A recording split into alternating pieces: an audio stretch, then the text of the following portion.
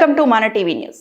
కర్నూలు విమానాశ్రయం సమీపంలో doctor Abdul Haq Urdu university భవన నిర్మాణ పనులను పునఃప్రారంభించిన మంత్రి టీజీ భరత్. ఉర్దూ యూనివర్సిటీ నిర్మాణానికి ₹1 కోటి విరాళం ఇచ్చిన మంత్రి టీజీ భరత్ కర్నూలు జిల్లా అభివృద్ధికి భారీ పెట్టుబడులు తీసుకొస్తున్న రాష్ట్ర పరిశ్రమలు, వాణిజ్యం, ఫుడ్ ప్రాసెసింగ్ శాఖ మంత్రి టీజీ భరత్ కర్నూలు విమానాశ్రయం సమీపంలో డాక్టర్ అబ్దుల్ హక్ ఉర్దూ యూనివర్సిటీ భవన నిర్మాణ పనులను మంత్రి టీజీ భరత్ పునఃప్రారంభించారు. శుక్రవారం కర్నూలు విమానాశ్రయం సమీపంలో ఓర్వకల్లు వద్ద మంత్రి టీజీ భరత్ పాణ్యం ఎమ్మెల్యే చరితారెడ్డితో కలిసి ఉర్దూ యూనివర్సిటీ భవన పునర్నిర్మాణం పనులకు భూమి పూజ చేశారు. ఈ సందర్భంగా మంత్రి మాట్లాడుతూ ఉర్దూ యూనివర్సిటీ నిర్మాణానికి తన వంతుగా ₹1 విరాళం ఇచ్చామన్నారు. తమ ప్రభుత్వం అధికారంలో కొనసాగి ఉంటే యూనివర్సిటీ భవన నిర్మాణం ఎప్పుడో పూర్తయ్యేదని మంత్రి తెలిపారు. గత ప్రభుత్వ హయాంలో ప్రజలకు ఉపయోగపడే ఉర్దూ యూనివర్సిటీ, బీసీ భవన్, కాపు భవన్ వంటి ప్రాజెక్టులను ఆపేశారన్నారు. మైనార్టీ, ముస్లిం వర్గాల సంక్షేమానికి రాష్ట్ర ప్రభుత్వం అనేక పథకాలు అమలు చేస్తుందని మంత్రి తెలిపారు. పాణ్యం శాసనసభ్యులు చరితారెడ్డి మాట్లాడుతూ ముఖ్యమంత్రి చంద్రబాబు నాయుడు ఉర్దూ విశ్వవిద్యాలయాలను మంజూరు చేశారని, అయితే వైసీపీ ప్రభుత్వ హయాంలో ఈ పనులు నిలిచిపోయాయని, ప్రస్తుతం రాష్ట్ర ప్రభుత్వం జిల్లా కలెక్టర్ నిధుల్లో ₹1 కోటి మంజూరు చేయడం జరిగిందని, అలాగే తమ సొంత నిధుల్లో మంత్రి టీజీ భరత్ ₹1 కోటి మంజూరు చేయడం హర్షణీయమని ఎమ్మెల్యే చరితారెడ్డి పేర్కొన్నారు. ఈ కార్యక్రమంలో vice chancellor professor Shavali Khan, పారిశ్రామికవేత్త బీకే సింగ్, ఉర్దూ యూనివర్సిటీ ప్రతినిధులు తదితరులు పాల్గొన్నారు.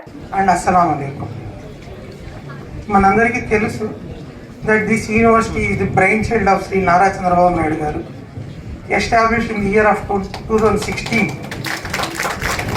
and he was generously allocated 144 acres of land and sanctioned 18.3 crores for the construction of the academic building and the ladies hostel here. The construction work was halted due to political and technical reasons from the period 2019 to the beginning of 2024. At this ceremony, I would like to give some of the few facts about the developments from 2024 to date. First of all itself, we gathered here to perform puja and dua to resume construction work of academic buildings.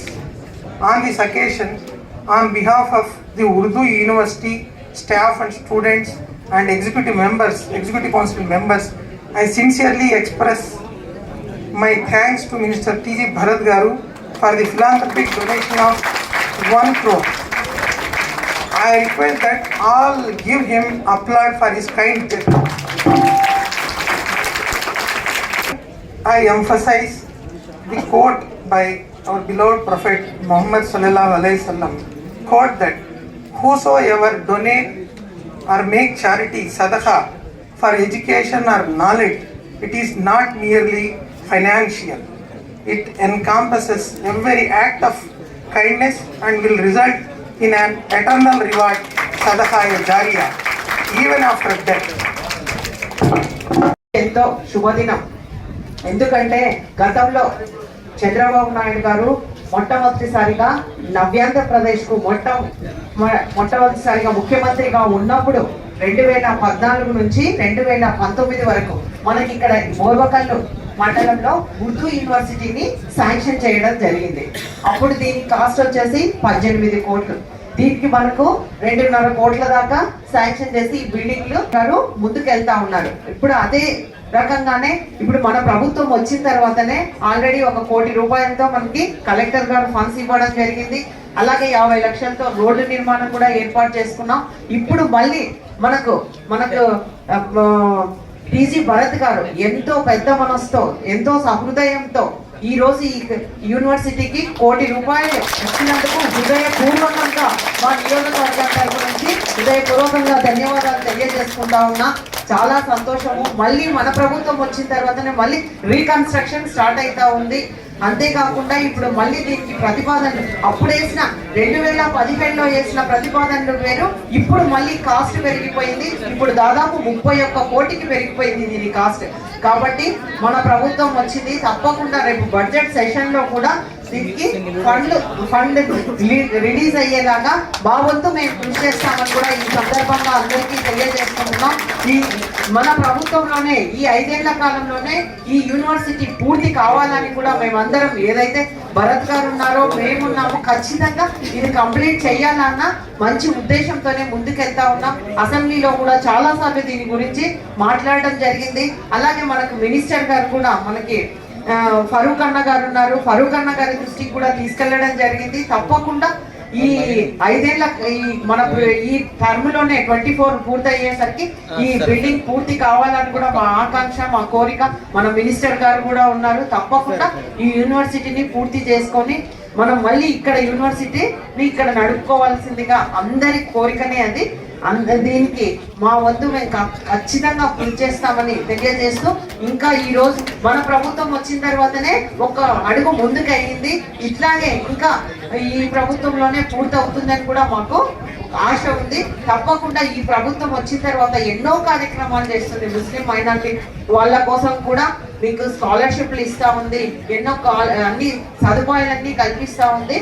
ముందు కూడా ఈ ప్రభుత్వం వచ్చిన తర్వాత మనకు మసీదుల్లో కూడా ప్రజలకి చాలా ఇష్టమైన ప్రాజెక్ట్స్ని అట్లే హాల్ట్ చేసేయడం జరిగిందండి.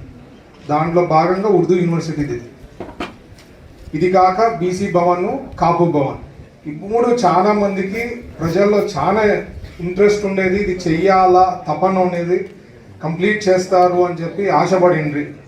బట్ 2019 నుంచి 24లో కంప్లీట్ స్టాల్ చేసేసి చేస్తామని చెప్పి ఒక ఇటుక కూడా అక్కడా కట్టలేదు, ఇక్కడా కట్టలేదు.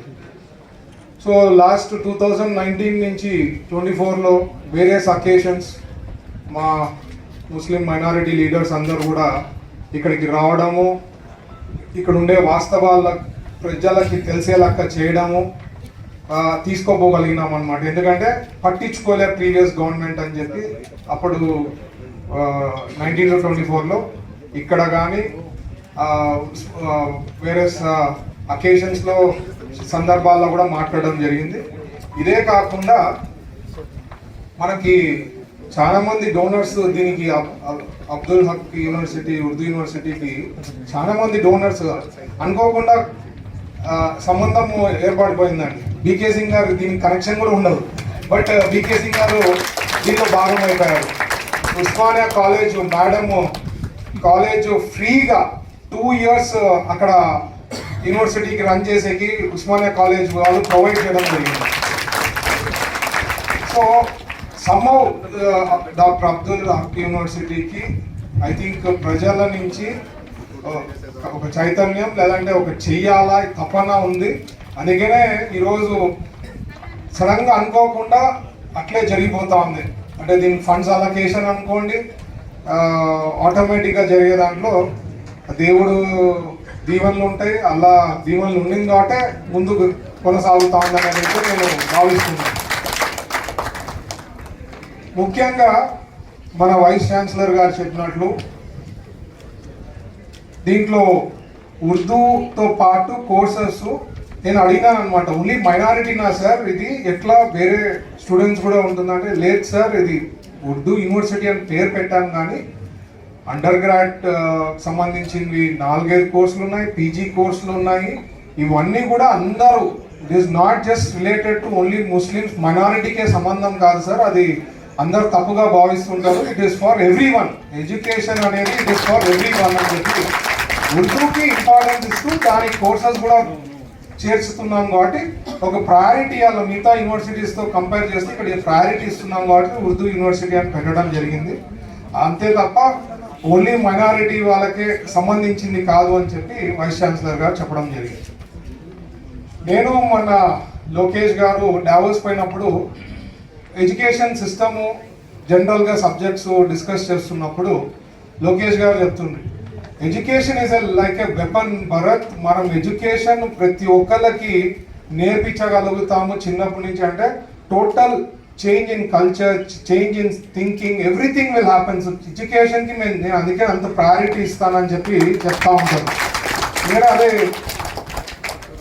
ఒక నార్మల్ హ్యూమన్ బీయింగ్ ఎడ్యుకేటెడ్కి అన్ఎడ్యుకేటెడ్కి వాళ్ళ చేసే చేష్టలకి దీనికి చాలా తేడా ఉంటుంది.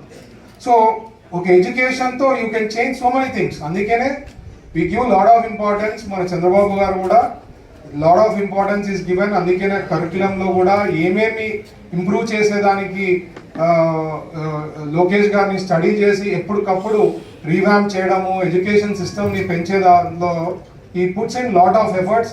ఎందుకంటే వేరియస్ ఇప్పుడు ఉండే టెక్నాలజీలో జపాన్ అనుకోండి, లేదంటే యుఎస్ అనుకోండి, అక్కడ ఎట్లుంది, ఆస్ట్రేలియాలో కానీ సిస్టమ్స్ ఎట్లున్నాయి, అక్కడ ఎడ్యుకేషన్ సిస్టమ్ ఎట్లుంది, మన ఆంధ్రప్రదేశ్కి ఎట్లా తీసుకురావాలని చెప్పి ఎప్పుడు తపన ఉంటుంది. లోకేష్ గారు ఎప్పుడు స్టడీ చేస్తుంటారు. అండ్ ఐ థింక్ ఆల్రెడీ మీరు చూసింటారు ప్రీవియస్ గవర్నమెంట్తో ఇప్పటికి there is lot of changes that is happening in education sector. అదే కాకుండా నేను ఒకటి చెప్పేదండి, మొన్న కూడా దావోస్కి పోయినప్పుడు, ఎందుకంటే నేను దావోస్ నుంచి ఇప్పుడే వచ్చా కాబట్టి స్మాల్ బ్రీఫ్ అబౌట్ మన ఇండియాలో మన ఆంధ్రప్రదేశ్ని ప్రమోట్ చేసినట్లు ఇండియాలో ఏ స్టేట్ చేయలేకపోయినా అది 100% చెప్పగలదు. 100కి ఒక 80 మార్క్స్ మనకు వేస్తే next state was around 20%. World economic forum అనేది it is not about doing MOUs, not about getting investments investments, అది పార్ట్నర్షిప్ సమ్మిట్ అనేది వేరియస్ అదర్ ప్లాట్ఫామ్స్ ఉంటుంది. వరల్డ్ ఎకనామిక్ ఫోరంలో you will exchange ideas, thoughts, how the world is thinking. పెద్ద పెద్ద వాళ్ళు వస్తుంటారు, వాళ్ళ నాలెడ్జ్ షేరింగ్ ఉంటుంది. ఇవన్నీ అర్థం చేసుకొని మనం వాపస్ వచ్చి ఇక్కడ హోంవర్క్ చేసి ఏ రకంగా తీసుకోపోవాలనేది ముఖ్యంగా అది that is our primary focus అనమాట. అందరూ అడుగుతుంటారు అనమాట వచ్చిన వెంటనే ఏమి తెచ్చారు, ఏమి MOUs అయినాయి, ఎంత ఇన్వెస్ట్మెంట్స్ వచ్చింది అని. That is not the priority. World economic forum is about the knowledge sharing, learning, and then work out back at home, do some homework, and then you will be able to achieve good results in next 2-3 months, 4 months లో you'll be able to do it. ప్రతి ఒక్కరు appreciate చేస్తాం. మీరు contest national media తీసుకోండి, international మీడియాని ఎప్పుడైనా ఇండియాని focus చేస్తే కంటిన్యూస్లీ లాస్ట్ వీక్ అంతా it was about AP. So నేను చెప్పేది ఏమంటున్నా అంటే ఒక leader, just one leader can change the whole state dynamics అండి. చంద్రబాబు గారు లాంటి లీడర్ ఉండింది కాబట్టి the whole scenario has changed.